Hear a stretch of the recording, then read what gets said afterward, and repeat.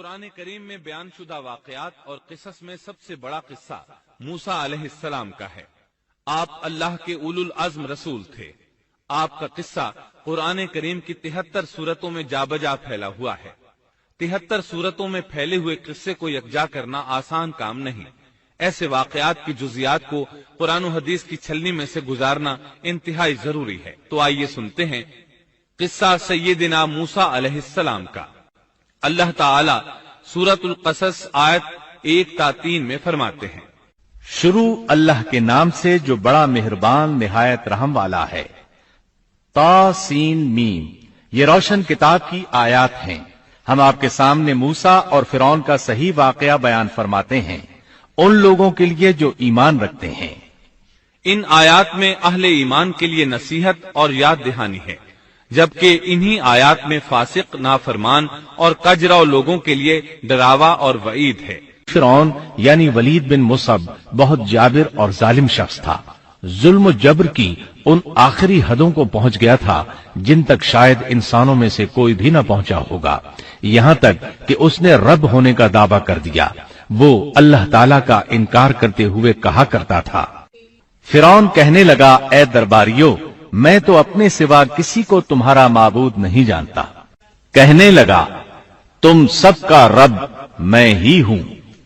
اس نے الوہیت اور ربوبیت دونوں میں اللہ تعالی سے جھگڑا کیا۔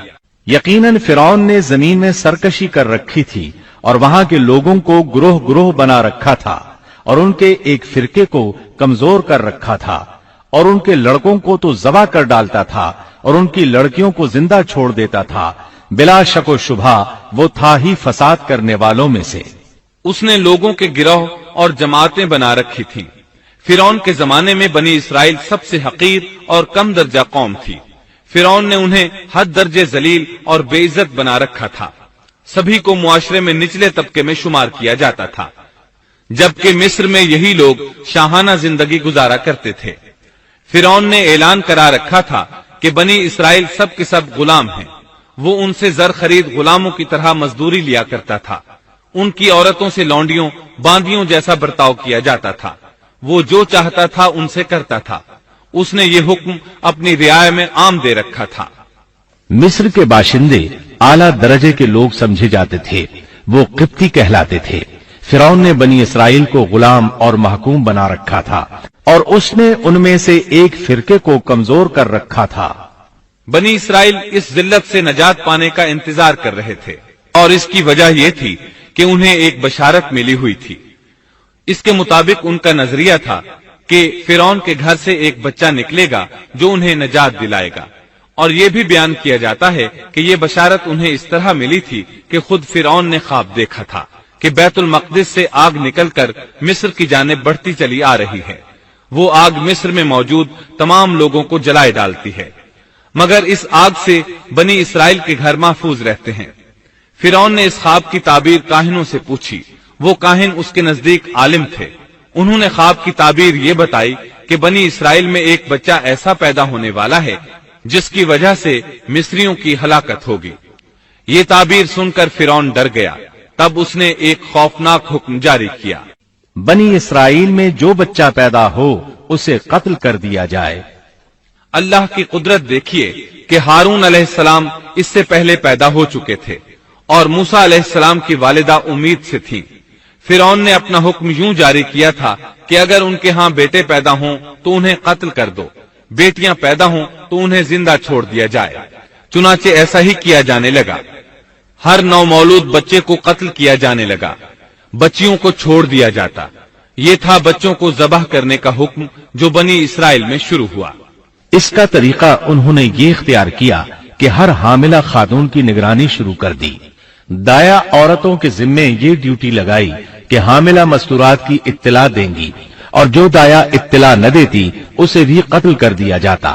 اس طرح فرعون اور اس کے وزیروں کو ہر نو مولود سے باخبر رکھا جاتا تھا۔ ان دنوں سیدنا موسیٰ علیہ السلام کی والدہ اپنے حمل کے ابتدائی دنوں میں تھیں۔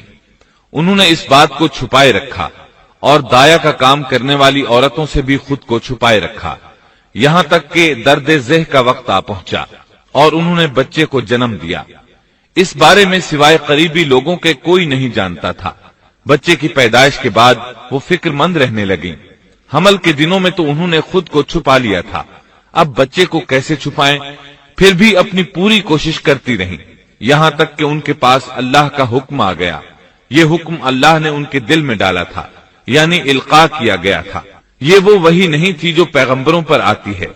और हमने मूसा की माँ को वही की कि इसे दूध पिलाती रह, और जब तुझे इसकी निस्बत कोई खौफ मालूम हो तो इसे दरिया में बहा देना, और कोई डर खौफ या रंज गम न करना। हम यकीनन इसे तेरी तरफ लौटाने वाले हैं और इसे अपने पैगंबरों में बनाने वाले हैं। मतलब ये था कि जब तफ्तीश और तहकीक शुरू हो या खतरात बढ़ जाएं, तो इसे दरिया में डाल दें। इस आयत मुबारका में बैक वक्त दो खबरें, दो अहकाम, दो हुक्म इम्तिनाई और दो बशारतें हैं। यानी हमने मूसा की माँ को वही की कि इसे दूध पिलाती रहे। ये दो खबरें हैं। और जब तुझे खौफ महसूस हो तो इसे दरिया में बहा दे, ये दो हुक्म हैं। कोई खौफ न खा और कोई गम न कर, ये दो इम्तिनाई हुक्म हैं। हम यकीनन इसे तेरी तरफ लौटाने वाले हैं और इसे अपने पैगंबरों में से एक पैगंबर बनाने वाले हैं।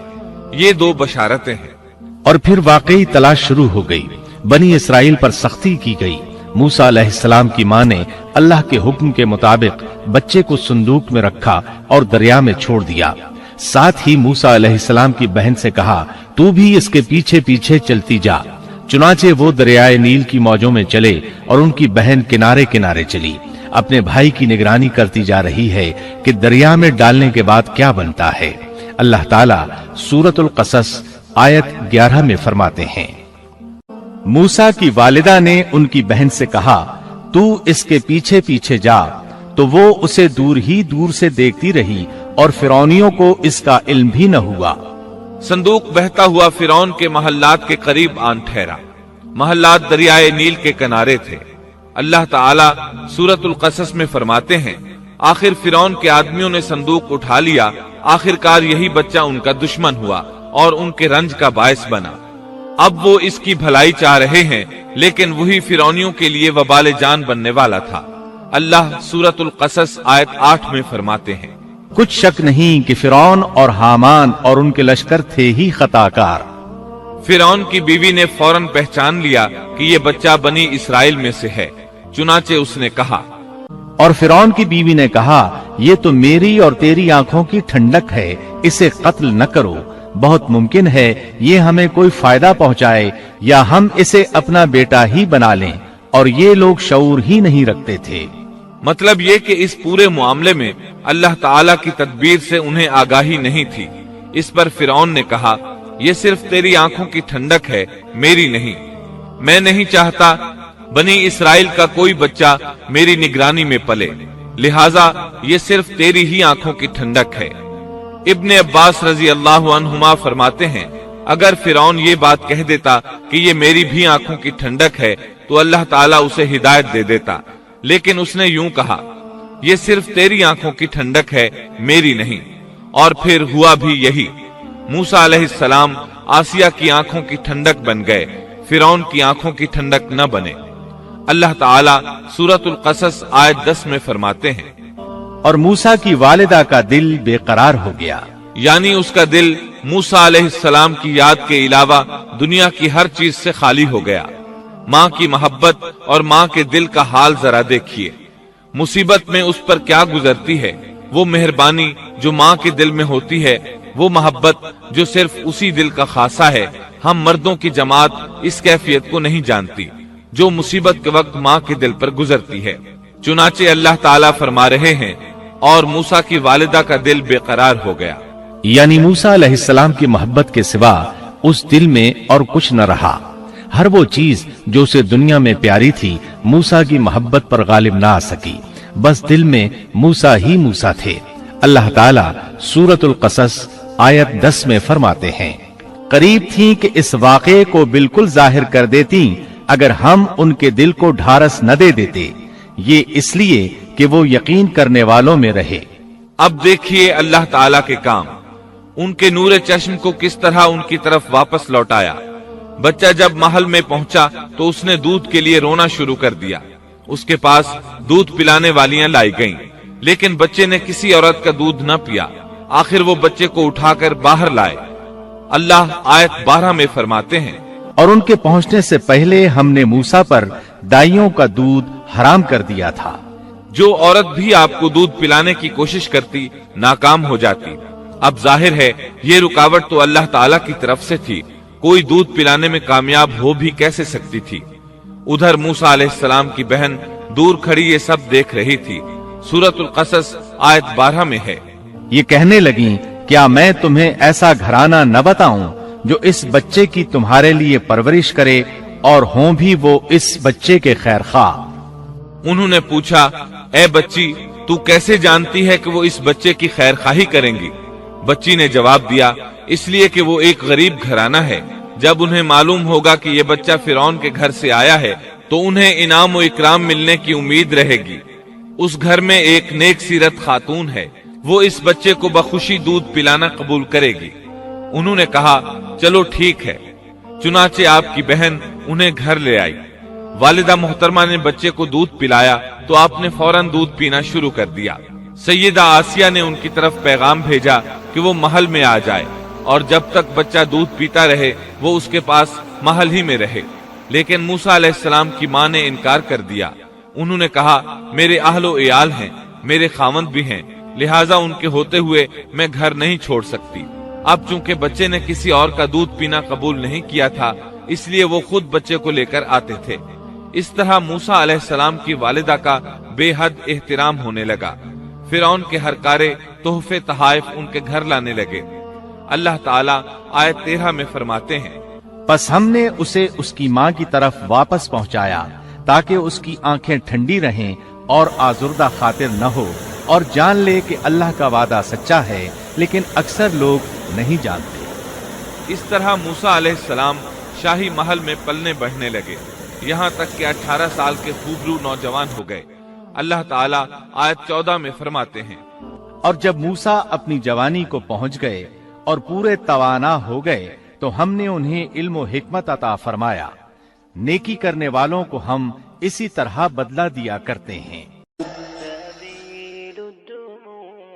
سبيل مريح تنهد يا صاحي كي تستريح وغص الدعاء الغني الضريح